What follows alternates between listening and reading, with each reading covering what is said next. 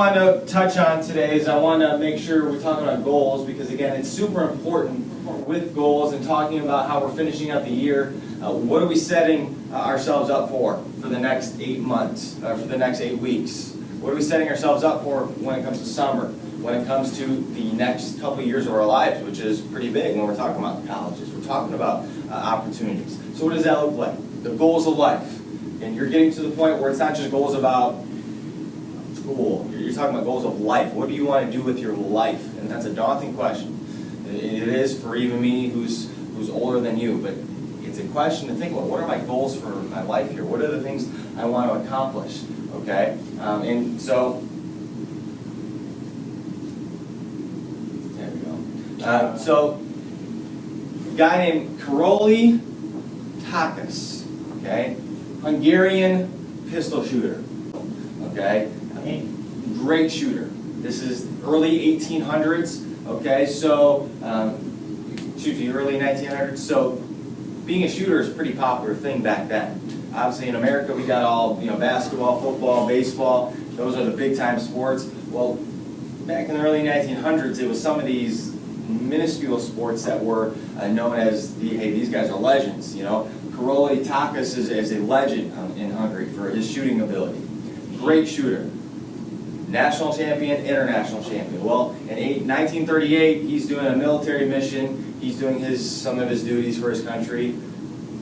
Grenade blows up in his right hand.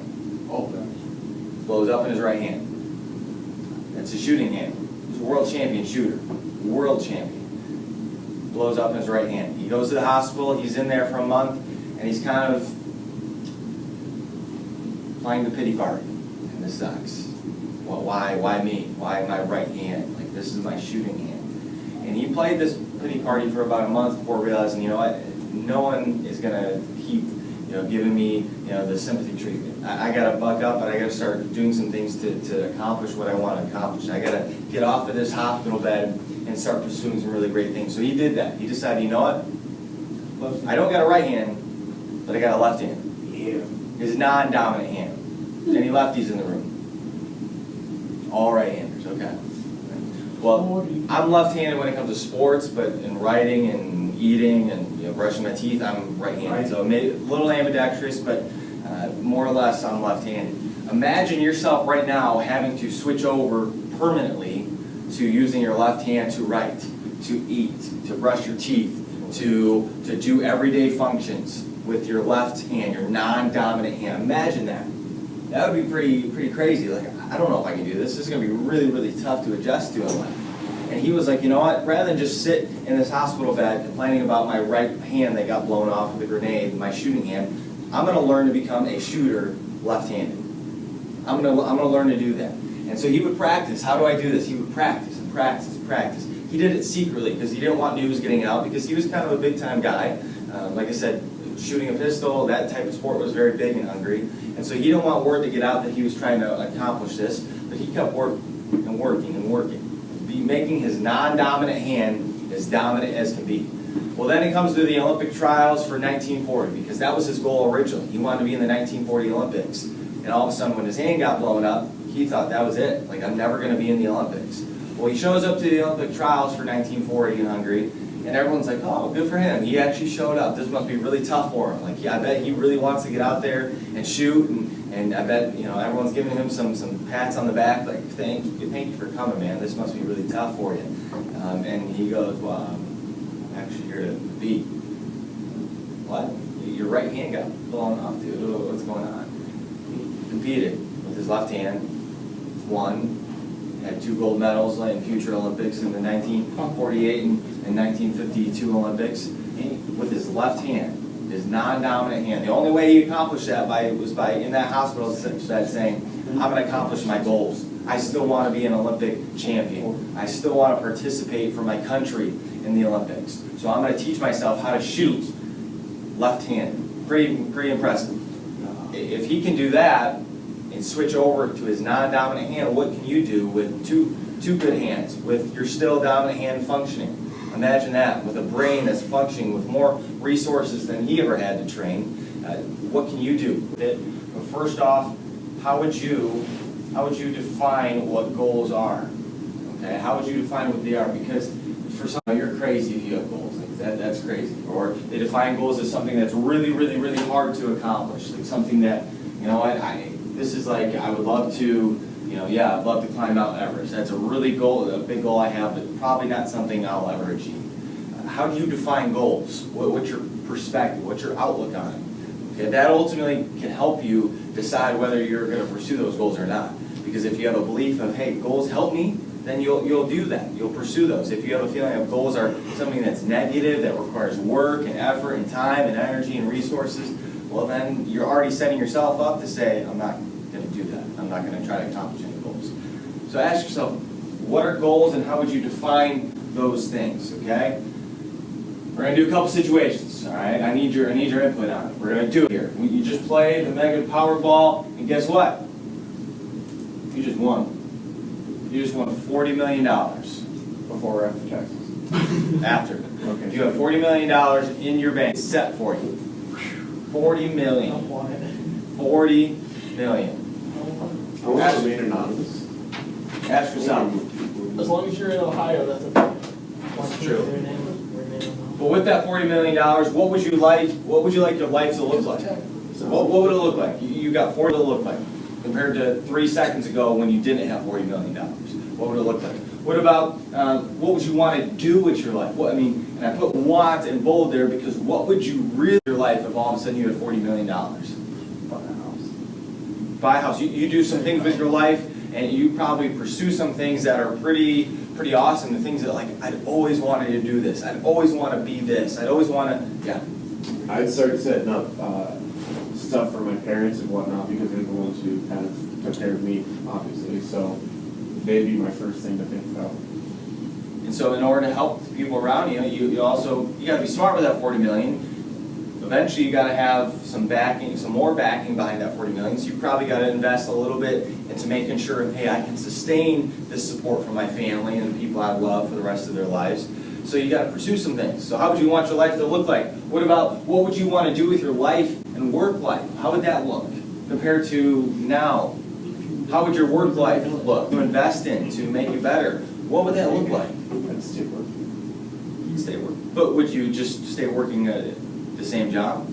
Yeah. Or would you pursue some really great things for yourself? Because this is what your mind might go to. You might say, you know what? If I have unlimited resources, I know this isn't unlimited, but $40 million is a lot of money, let's be honest with you. So if you had that type of resource available to you, would you not all of a sudden start pursuing some of these great things that you want to accomplish and be? You know, I've always wanted to do this. Now I'm going to invest, I have $40 million to invest to help make this happen, to make this a reality in my life. Your mind goes there, or at least I think it would. It would for me. I would start thinking about all the things I want to accomplish and the things I want to do and make myself and make others and help others. But why does it take $40 million for us to start going there with our minds and say, I really want to be this, I really want to accomplish that? But why does it take $40 million for us to get that attitude? Why? Actually, I mean, you don't have to ask it anything out loud, but ask yourself, why? Why is that? I don't know why it takes money to all of a sudden make us want to accomplish the things we want to accomplish. Does that mean if we don't ever get $40 million, we're going to stay settling for average, for mediocre, for just, you know what, I guess I got to work this job, I'll never pursue this career. I really am passionate about it, but I guess, you know what, I don't have $40 million, so I'm not going to go after it. You know, I'm just going to just work a job just to work a job. I'm never going to go after the things I wanted to go after. But when $40 million comes into play, hey, you know what, I don't have to necessarily worry about money. I'll go pursue this career. I'll go pursue this opportunity because it's something I've always wanted to do. What about this situation? Somebody might be walking into a room, a doctor's office today, saying, hey, you got late stages of cancer, son. You got 6 months to live. So you got 6 months to live. On the other end of the spectrum, you just went from having $40 million to 6 months to live. Time is pretty definite for you. You only got a finite amount of time to work with here. 6 months to live. Now, how would you spend your last days? How would you spend your last days? What would you be doing with those last days?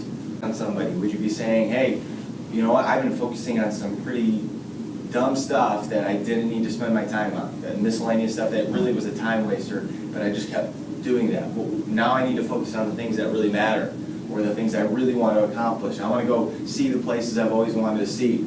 I want to do the things I've always wanted to do. What would matter to you? What would matter to you most? Would it be the staying up late and just doing nothing? Or would it be, you know what, maybe I'm going to use my time a little more wisely. I don't want to waste time because I only got 6 months to live.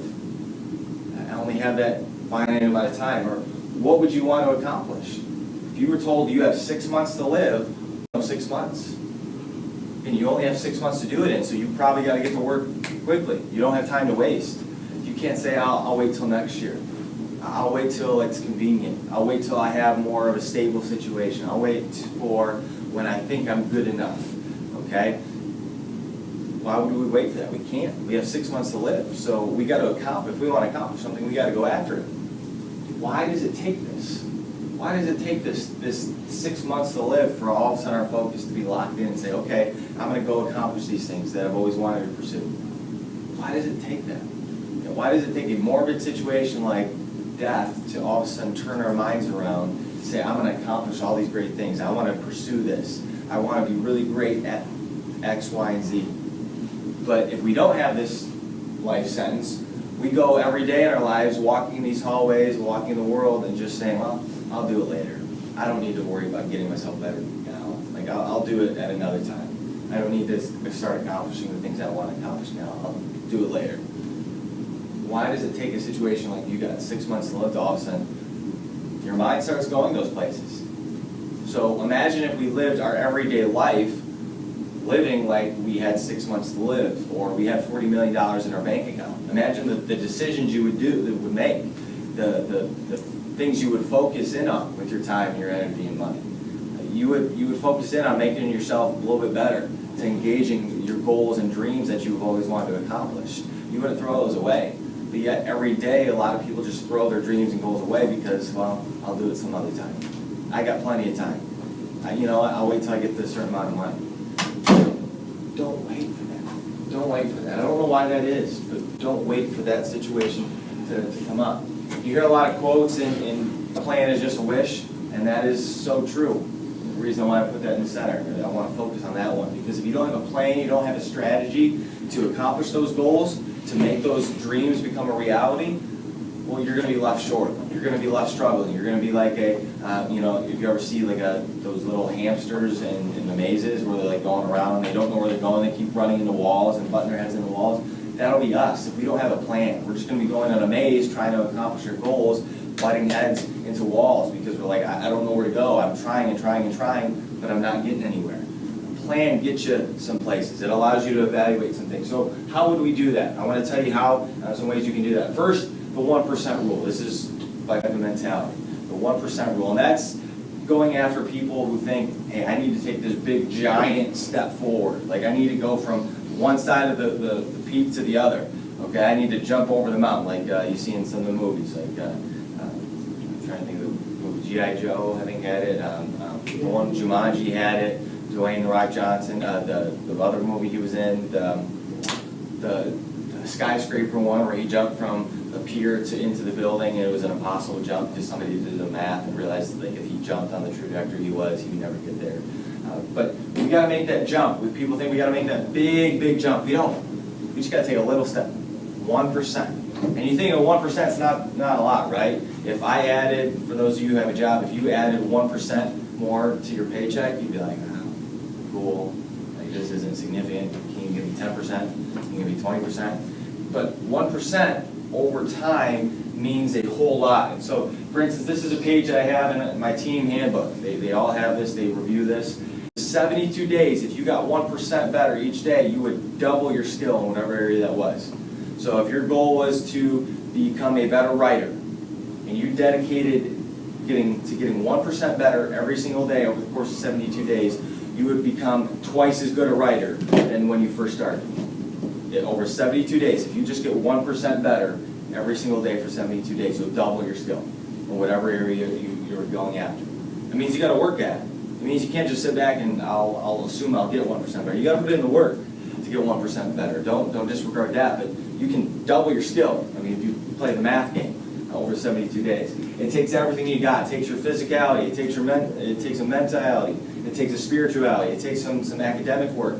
Okay? It takes effort. It takes dedication, just for 1%. But if you strive to get that 1%, I'm telling you, your goals are going to start being accomplished because you're going to start taking small steps in the areas you want to go towards. 1% mentality, but you must commit to it. The biggest part of this page is this sentence right here, and I wanted it there for a reason. For when you, players, look at it, you must commit to it. You can't just be on and off with getting 1% better. You must commit to it. The other thing that'll help you get a little bit better is the growth mindset. You've probably heard of this. The growth versologist, she went into what does that look like. A growth mindset, just so you know, is a better mindset to have. A fixed mindset leads to limited success. So, for instance, the two mindsets here, this is a popular infographic, okay? Growth mindset leads to the desire to learn and therefore the tendency to get better, to accomplish your goals. Whereas a fixed mindset leads to desire to look smart and therefore they have the tendency to do these things. They want to look smart, but they don't want to put in all the effort that it requires for success. So growth mindset, they embrace challenge. They embrace it because they know challenges grow them. They get them better. They might fail. Doesn't mean they succeed every time, but they know through that challenge they're going to get better. A fixed mindset, they hate challenges. They hate trying to get better through those challenges because they're afraid of failure. And then once they fail, they stop. They don't keep pursuing their goals and their dreams. Okay? They persist. Growth mindset persists even though tough times will be coming. Growth mindset also understands that effort is the path to mastery. I like that. Effort is the path to mastery. You can't get anywhere without putting effort in. A fixed mindset sees effort as fruitless behavior. They see effort as, man, I don't want to sweat. You know, you ever see that person like, hey, I can't get these shoes dirty. These are my new Air Force Ones. Like, I can't get them dirty. I can't walk in the street with them. Like, they have that fixed mindset of, like, if I put effort into moving around in these things, it's going to get dirty. Growth mindset says, hey, you know what? I got to put effort in because that's what leads to mastering a skill, mastering a certain set of skills. Okay? And they learn from criticism. Growth mindset uses criticism to make them better. It's not easy to hear. I get it. It's not easy to hear, but it makes you better. And ultimately, as a result, you have higher achievement. You have higher results. You accomplish your goals by sticking to the growth mindset. Okay? The other thing that I think that will help you is having repeated actions and behavior. Ken Griffey Jr., probably one of my favorite baseball players, maybe not the favorite. He's known for his smooth left-handed swing that is beautiful, and he's hit lots of home runs in his day. Okay? The only reason he had success was, as a baseball hitter, he repeated his actions over and over and over and over and over a couple thousand more times. Okay? Did he hit a home run every single time? No. No, he didn't. But he hit a lot of them. And the only way he could hit a lot of them was by repeating his actions over and over again. So if you're going to accomplish your goals, you got to repeat those good actions over and over and over and over again. You got to be consistent with it. If you aren't consistent with it, you're going to end up with more failures, more strikeouts than home runs. Okay? It's not a guarantee that you hit the home run. Sometimes you might hit a double. Sometimes you might hit a triple. Sometimes you might hit it against the wall. But you're going to put you have a good chance of doing something really positive and accomplishing your goals. So make sure when you're accomplishing your goals that your actions and behaviors are repeated. Okay? We also have to have habits. Okay? James Clear, I have an excerpt of this book on habits. Sometimes we think of just habits being habits. What about atomic habits? Habits that are very fine-tuned. And habits ultimately guide us to accomplishing our goals. If our habits are on point, our goals are going to be reached. Again, are your habits of today on par with your dreams you have for tomorrow? If they are, you're going to get there. If they aren't, plain and simple, you won't. He had two good quotes I wanted to read you here. You do not rise to the level of your goals, you fall to the level of your systems. You don't rise to your goals, you fall and accomplish whatever you put your effort into. That's why the Navy SEALs, they have a similar quote. You know, you don't rise to the challenge or the trial, you fall to the level of your training. Whatever your level of training is, if you train at 50%, well, that's what you're going to have when you play, when you have to perform. Or every action, I like this one, every action you take is a vote for the type of person you wish to become. No single instance will transform your beliefs, but as votes build up, so does the evidence of your new identity. Every time you do something, you're putting a vote towards something. Is your votes going toward a bad habit that's going to detract from your ultimate goals, or are they helping your habits? Think about that. Habits are key. Marginal gains. This is the guy here, okay, I'm going to point out in just a second, who kind of is the forefront guy. He decided was, when he took over the Great British cycling program in 2003, was, hey, we're going to look at everything and try to get a little bit better, 1% better in each of those things. A cyclist program. Now, the Great Britain cycling program was horrible. They were not good at all. No evidence of championships or medals in the Olympics at all. So he went through and he uncovered everything they did, not just cycling, but he looked at what kind of beds are we sleeping on? Because can we get a little bit better at our rest and recovery by sleeping on good beds? What do we wash our hands with? Because just stuff we put on our hands, does that affect our body and the way we perform? Not just bike stuff, but everything. They looked at every little possible way they could get a marginal gain in an area to accomplish their goals of being an elite cycling program. They did. Okay, so think about that. Marginal gains are a way to accomplish your goals as well. And ultimately, then progress. Progress. You have to seek progress in order to accomplish your goals. Doesn't mean you take, but am I seeking progress over the course of a period of time? Abraham Lincoln, in 30 years, went from being bankrupt to the President of the United States. Within 30 years. Bankrupt to the President of the United States. In 1831, he failed in his business. He went bankrupt. 1860, elected President of the United States. Progress, seeking to get better over the course of 30 years. It took him 30 years to accomplish that. It didn't take him one, so that's where if you're saying, I want to accomplish my goals in the next 3 months. Okay, nothing against that, but it might take more time. It's a process. It took him 30 years, but he sought progress over the course of those 30 years to build him up into being the U.S. president. He could have easily gave up and said, I'm a failure. I'm a failure. I'm bankrupt. I got nothing going for me. Could have easily caved in, but he sought progress. And forget about perfection, focus on progression. A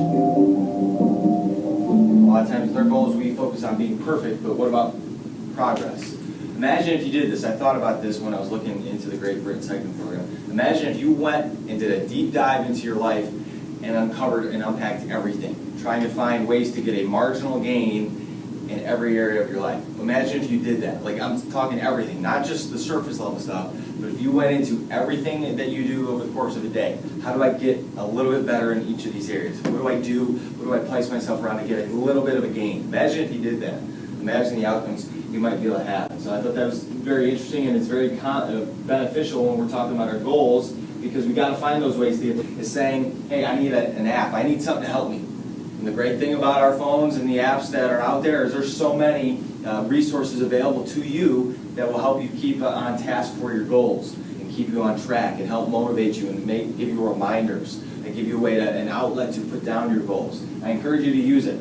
If you find one that works for you, let me know. I'd love to hear about it. There's also, I think, a cool channel, and we're not going to watch anything from them, but these guys created their brand, essentially, and they call themselves the Goal Guys. Yeah, like the Goal Guys. What does that mean? Well, for instance, I'll just show you their channel, not going into any videos, but you see here they have a variety of videos that focus on goals and how to accomplish them. And you're like, well, what types of goals? Well, for instance, how can butter and bacon help you lose fat? What? That was a goal to figure out how this would help them lose fat. So they did a 60-day thing and they followed. They document it so you can see it, how it works. I tried to learn a backflip in 30 days. This is how it went. They set a goal. I'm going to learn how to do a backflip. And that was a goal. And so they document of how they went about that, the progress that they made, the strategies that they implemented. Very interesting stuff. And it kind of shows you there's a wide variety of ways to accomplish some goals. So I thought this was very interesting. The Goal Guys. Check them out. And you might be interested. You might like some of their stuff. Okay. I tried to write a movie script in 3 days. That was a goal. And how did that happen? Interesting stuff that, again, you can accomplish a lot of things if you just allow yourself to do that. Now, one thing you have to do is I want you to understand this. You might have heard this before, but then we're going to put you in situations where you have to figure these things out, okay, and implement. Smart. DJ Khaled, I like that. Okay? Your goals need to be smart. Your goals need to be on point. They need to have a formula. Okay? Sometimes they need to have some structure to them. So what does SMART look like? Okay, that means they're smart, they're specific, they're clearly defined, they're identifiable. Okay, if someone writes a goal, You should be able to clearly see what your goal exactly is. So that's where you ask the questions, the who, the what, the where, the when, the how. Okay? It is very specific. It's not vague. Vague goals don't really get accomplished. They kind of just get written down and they look cool and you never accomplish them. Specific goals do. The goals also have to be measurable. Okay? Track is an easy one. And when you think of, okay, I ran a mile in 6 minutes and 2 seconds. I just missed my goal of seconds. I just missed my goal of 6 minutes. It's measurable. It's clearly you can say I succeeded or I failed. So in your goals, you need to find, how do I measure success? How do I measure failure? Maybe that's you creating the rubric. Just like teachers give rubrics for assignments, maybe you create your own rubric of what success and failure looks like. Okay? Hey, if I succeed, this will happen. If I fail, this will happen. That means now it's measurable. It's something I can look at and identify when I'm accomplishing or working towards my goals. Okay? It also has to be attainable, meaning within reach. So you see the dog trying to reach for the ball, it's having a hard time getting there, its arms are a little short. Okay? Attainable, because it's not close enough. Don't disregard this as you can never have goals that are really high. You can have some of those, but understand that if all your goals are like at the peak of Mount Everest, well, that's going to be really hard. It's going to aggravate you, and you're going to be butting heads after a while. So you need to make sure some of your goals are attainable while challenging, while resisting a little bit. Make sure that it's there, okay? It needs to be relevant. And what relevant means is it needs to be an association with what you're really trying to accomplish. Go back to your one word. What my goals should be in relation to developing myself and others to a certain extent. Relate that to yourself. If your goal is to be own a business, well, your goals should match up to that. Your goals shouldn't be against that and go the other way. Okay, so what are you trying to do and what are you trying to accomplish? Are they relevant to that? And then finally, it's time-based. Okay, you don't want to punch the clock and get rid of time. It has to be time-based. Is it a short-term thing? You know, a couple months. Is it a year-long thing? Is it a 5-year goal for yourself? Is it a 10-year goal for yourself? Is it a daily goal? Okay, it's good to have a variety of different time lengths as well. Okay, so maybe you make it a daily goal for yourself to do your homework and be in bed by this time. Okay, well that's a goal for yourself, and that's measurable, it's specific, and you can attain that. But make sure you have some time that is, okay, this is how long I'm giving myself. Now understand this as well, maybe you set a goal for yourself for a year from now. I want to accomplish this in a year. But you get to a year and you don't accomplish it. Sad news. But now you realize, okay, I'll set new goals. I'll reevaluate things. I'll morph the goal to now saying, okay, in another year, this is what I should accomplish now. Okay, so don't create goals just so I can easily attain it. Make sure it has some time to it, but understand if you don't reach it, you just reevaluate and make new ones here. Okay, so you gotta, I'm gonna do this. I'm gonna pursue these goals that help get me to where I want to go in life. I'm gonna give you two situations here. And we're gonna split up into two groups, and you're gonna give us SMART goals for these people. So pay attention here to these situations because you're going to be working in groups. All right. Situation number one. Situation number one. We got Jonathan. Okay. He's a 10th grader. He wants to pursue a goal and a career in a field of sports medicine. After talking with adults in different areas of sports medicine, reading information in books and journals, and identifying his strengths and weaknesses, he has narrowed down his choice to physical therapy. Perhaps even owning his own business someday, or company someday. During the summer, he plans to volunteer at the physical therapy office close to his home. By the time he is ready to work part-time, he will have gained exposure to what the job might be like. And based on this, he has written his goals about what he wants to desire. Group one is going to figure out SMART goals for Jonathan. Situation number two, you got Alexa, okay? Don't hand on her Dora sweatbands and headband, okay? She likes them. She's proud of them. All right? Alexa is a recent high school graduate of school. She wants to pursue a career in social work. She has a passion for helping those in underprivileged situations. During high school, she was busy with her sports teams and worked a part-time job at a retail store in the summer. She never had much time to gain experience. She also has never been on social media because she doesn't want to be a part of the selfie mirror generation. Okay? Alexa is set to attend Indiana University South Bend in their social work major. She is not sure what she will do once at school since she will not play any sports and will just be a full-time student. Based on this, what SMART goals will help guide Alexa to a successful life? All right? Need two groups.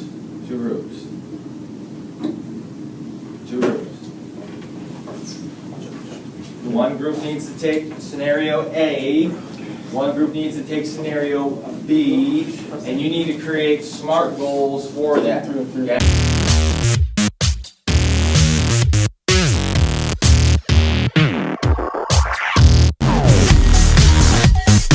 Thing you both mentioned without necessarily saying it specifically is these people had to put themselves in positions to get the experience, right? These people both had to find ways to improve, and in order to accomplish their full-time goal someday, they had to put themselves in places that would grow them and develop them.